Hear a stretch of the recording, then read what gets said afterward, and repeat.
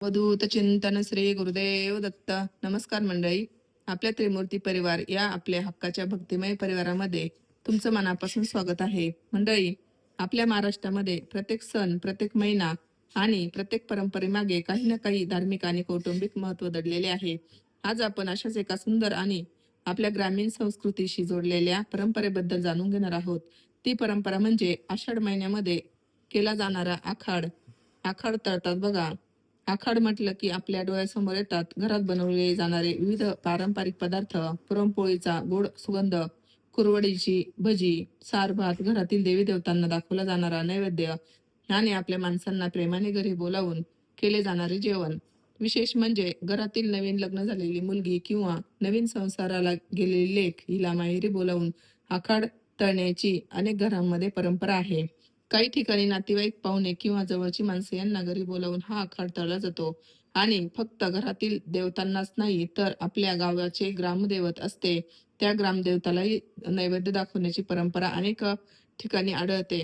म्हणून आजच्या व्हिडिओमध्ये आपण जाणून घेणार आहोत आखाड म्हणजे नेमकं काय, आषाढ महिन्यात आखाड का करतात, आखाडाच्या दिवशी कोणते पदार्थ केले जातात, पुरणपोळी, कुरडई, भजी, सार भात यांचा नैवेद्य का दाखवला जातो, घरातील देवी देवतांना नैवेद्य कसा दाखवावा, ग्रामदेवताला नैवेद्य दाखवण्यामागची भावना काय, नवीन लग्न झालेल्या मुलीला माहेरी का बोलवतात आणि या सुंदर परंपरेमागे आपल्या कुटुंबातील प्रेम आणि आपुलकीशी कशी जोडले ही आपल्या कुटुंबातील प्रेम आणि आपुलकी कशी जोडलेली आहे.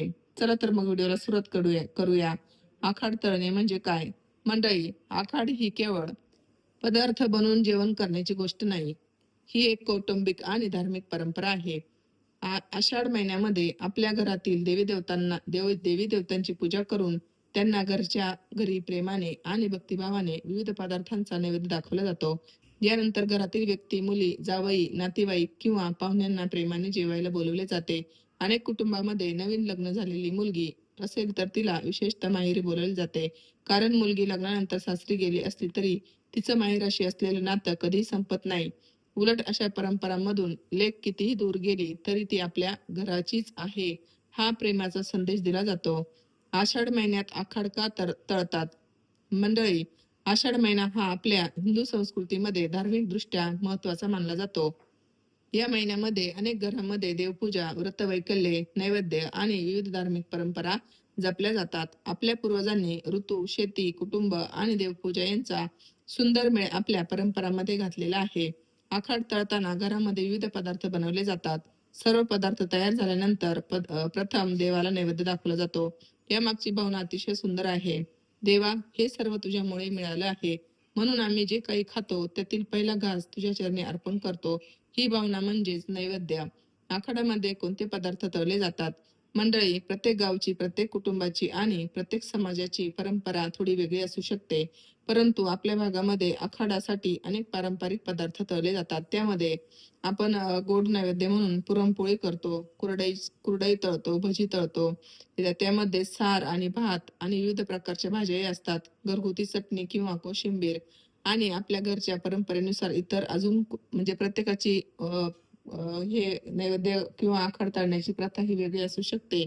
त्यानुसार आपण हे पदार्थ त्यानुसार आपल्याकडे हे पदार्थ बनवले जातात. यामध्ये पुरणपोळी म्हणजे तर आपल्या महाराष्ट्राच्या स्वयंपाकघरातील एक खास पदार्थ. गोड पुरणाची पोळी केली की घरभर एक वेगळाच आनंद आणि सुगंध पसरतो. पण मंडळी, पदार्थ किती आहेत किंवा किती मोठा स्वयंपाक केला आहे यापेक्षा त्यामागची भक्ती आणि भावना ही खूप महत्वाची असते. देवाला दाखवलेला नैवेद्य साधा असला तरी तो प्रेमाने केला असेल तर त्याला विशेष असे महत्व असते. आता आखाड्याच्या दिवशी आपण देवाला नैवेद्य कसं दाखवणार आहोत? तर बघा मंडळी, घरातील सर्व पदार्थ तयार झाल्यानंतर घाईघाईने जेवायला न बसता प्रथम आपल्या घरातील देवी देवतांचे स्मरण करायचे आहेत. देवघर हे स्वच्छ करून जे काही आपल्या देवघरातील देवी देवता आहेत त्यांना सकाळीच अभिषेक वगैरे करून त्यांना छान फुले वगैरे अर्पण करून पंचोपचार त्यांची पूजा करून नैवेद्य दाखवायचा आहे. सकाळी जो काही बनवलेला असेल तो, किंवा आपण आता आखाड तुम्ही सकाळी तळताय की संध्याकाळी तळताय तुमचं त्यावर आहे. आणि नंतर देवाची आरती करायची आहे आणि नंतर आपण जे काही पदार्थ बनवलेले आहेत ते देवांना प्रेमाने अर्पण करायचे आहेत. आता आता तुम्हाला अजून एक सांगते, की आखाड हा कधी तळावा? तर बघा मंडळी, आखाड हा तुमच्या म्हणजे जो काही तुम्हाला वेळ असेल त्यानुसार तुम्ही तो तळू शकता. आपण आठवड्यातील मंगळवार किंवा शुक्रवार किंवा गुरुवार या दिवशी आखाड आवर्जून तळावा. म्हणजेच तो सण त्या दिवशी आवर्जून करावा. कारण हे वार जे आहेत ते देवीचे वार आहेत. मंगळवार, गुरुवार आपल्या स्वामींचा वार आहे आणि शुक्रवार हा पण देवीचा वार आहे. त्यानंतर तुम्हाला जसा वेळ भेटेल तसाही तुम्ही हा आखाड तळू शकता. असं काही नाही की हेच दिवस खूप पवित्र आहेत आणि बाकीचे दिवस हे शुभ नाहीत, असं काही नाही. तुम्हाला जसं जमेल तसं तुम्ही हा आखाड आता जे काही दिवस उरले आहेत आषाढ महिन्याचे त्यामध्ये हे तुम्ही करू शकता. तर मंडळी बघा, असा हा नैवेद्य आपल्या घरातील देवांना दाखवायचा आहे. यामुळे काय होतं, की आपल्या घराची परंपराही जपली जाते आणि आपल्या गावची परंपरा ही आहे तशीच जपली जाते. तर बघा आता यानंतर आखाडाच्या दिवशी कोणती प्रार्थना करावी? मंडळी देवासमोर बसून आपण आपल्या मनातील इच्छा तुम्ही सांगू शकता. पण फक्त इच्छा मागण्यापेक्षा देवाचे आभार मानणे तितकेच महत्त्वाचे आहे. आपण देवाला असं म्हणू शकतो, की देवा आम्ही तुझ्या चरणी हा नैवेद्य अर्पण करत आहोत. आमच्या घरावर तुझी कृपादृष्टी सदैव राहू दे. घरातील सर्व व्यक्तींना सुख, समाधान आणि आरोग्य लाभू दे. आमच्या घरातील दुःख, चिंता, संकटे दूर होऊ देत. आमच्या कुलदेवी, कुलदेवतेची आणि ग्रामदेवतांची कृपा आमच्यावर सदैव राहू दे. त्यानंतर आपल्या इष्टदेवतेचे नामस्मरण करावे. ज्यांना श्री स्वामी समर्थ महाराजांवर श्रद्धा आहे त्यांनी मनापासून म्हणावे श्री स्वामी समर्थ आणि शक्य असल्यास काही वेळ नामस्मरण करावे. तर मंडळी यानंतर आखाडाची खरी सुंदरता म्हणजे काय? तर बघा मंडळी, आज आपण इतके पदार्थ, नैवेद्य, परंपरा याबद्दल बोललो. पण आखाडाची खरी सुंदरता कुठे आहे? तर ती आहे सर्वांनी एकत्र येऊन प्रेमाने भोजन करण्यात, जेवण करण्यात. बघा, देवाला पहिला घास अर्पण करण्यात, मायलेकीच्या प्रेमाने घरी बोलवण्यात, नातेवाईकांना प्रेमाने जेवू घालण्यात जी सुंदरता आहे ती कुठेच नाही. आपल्या पूर्वजांनी दिलेली परंपरा पुढच्या पिढीपर्यंत पोहोचवण्यात जी सुंदरता आहे ती बाकी दुसरी कशातच नाही. आजच्या आधुनिक जीवनामध्ये आपण कितीही पुढे गेलो, कितीही आधुनिक झालो, तरी आपल्या संस्कृतीशी जोडल्या जाणाऱ्या या छोट्या छोट्या परंपरा आपण जपल्या पाहिजेत आणि पुढच्या पिढीपर्यंत त्या पोहोचवल्या पाहिजेत.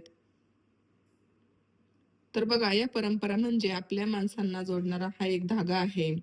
तर मंडळी, अजून आपल्या घरातील काही परंपरा अशा आहेत, की ज्या अजूनही माणसांना एकत्र जोडून ठेवतात. आता काही घरांमध्ये पुरणपोळी केली जाते. काही ठिकाणी अ, वेगवेगळे कडाकणी, काही ठिकाणी कडाकणी वगैरे तळले जातात बघा. कडाकणी म्हणजेच त्याला पुऱ्याही म्हणतात. काही गावांमध्ये ग्रामदेवतेला नैवेद्य दाखवण्याची विशिष्ट पद्धत असते. कारण आमच्याही गावामध्ये जो काही आपण स्वयंपाक करतो घरामध्ये, तो गावातील जे काही मंदिरं आहेत, मारुतीचं मंदिर असेल किंवा देवीचं मंदिर असेल, शंकराचं मंदिर असेल किंवा आपल्या म्हणजे शेतीच्या बाजूला म्हसोबा असतो बघा, ते म्हसोबाचं मंदिर असेल, प्रत्येक ठिकाणी हा नैवेद्य दाखवला जातो. आमच्याकडे अशी प्रथा आहे. प्रत्येकाची पद्धत ही वेगवेगळी असू शकते. तर मंडळी बघा, खरंच आखाड तळणे म्हणजे ही खूपच सुंदर अशी परंपरा आहे आणि अ, याला खूप काही लोक हे श्रद्धेने, भावाने आणि विश्वासाने जपतात. देवाला मोठेपणापेक्षा पदार्थ नाही, तर आपल्या भावना महत्त्वाच्या असतात. आपला भाव महत्त्वाचा असतो. तर मंडळी, आजच्या या आखाड्याच्या निमित्ताने आपण आपल्या घरातील देवी-देवतांना, कुलदेवतेला, कुलस्वामिनीला आणि ग्रामदेवताला मनापासून प्रार्थना करायची आहे, की आमच्या घरातील सुख-शांती सदैव टिकून राहू देत. आमच्या घरातील सर्व व्यक्तींमध्ये प्रेम आणि आपुलकी राहू देत. आमच्या लेकी-बाळी सुखी राहू देत. सर्व नातेवाईकांचे आयुष्य आनंदाने भरून जाऊ देत. आमच्या घरावर आणि आमच्या गावावर तुझी कृपा सदैव राहू दे. तर मंडळी, असा हा आजच्या व्हिडिओमध्ये आपण आखाड कसा तळावा आणि बाकीची जी काही माहिती बघितलेली आहे, तर ती तुम्हाला कशी वाटली, ही नक्कीच मला कमेंटमध्ये सांगा, की तुमच्याही गावामध्ये, तुमच्याही अ, भागामध्ये कशी परंपरा आहे. आमच्याकडे आखाड तळतात, तुमच्याकडे तळतात की नाही? हो किंवा नाही, अशी कमेंट करून मला नक्कीच कळवा.